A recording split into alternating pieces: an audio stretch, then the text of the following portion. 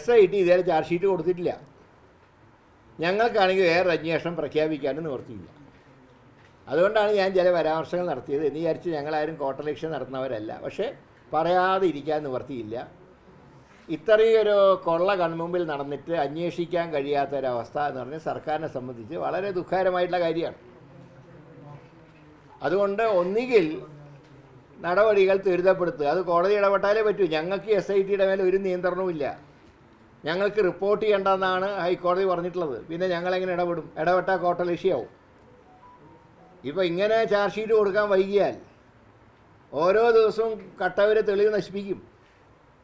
ഇപ്പം കക്കാൻ മിടുക്കരായിട്ടുള്ളവർക്ക് തെളിവ് നശിപ്പിക്കാനും പറ്റും. അതിനവർക്ക് ദൗർഭാഗ്യവശാൽ അതിന് സമയം കിട്ടിയവർക്ക്. ഹൈക്കോടതിയുടെ മേൽനോട്ടമല്ല, സംസ്ഥാന സർക്കാരിന് കുറച്ചൊരു സ്വാതന്ത്ര്യമാണ്. തെറ്റ് ചെയ്തവനെ കണ്ടുപിടിച്ച് ശിക്ഷിക്കാനുള്ള അവകാശം ജനങ്ങളാൽ തിരഞ്ഞെടുക്കപ്പെട്ട സർക്കാരിന് വേണം. ഞങ്ങൾ അതാണ് ആവശ്യപ്പെടുന്നത്. ശരി എന്നാൽ അല്ല, ഞങ്ങൾ അതിൻ്റെ നിയമവശങ്ങൾ പരിശോധിക്കുന്നുണ്ട്. ക്യാബിനറ്റിൽ അത് സംബന്ധിച്ച് ചർച്ച ചെയ്യുന്നുണ്ട്.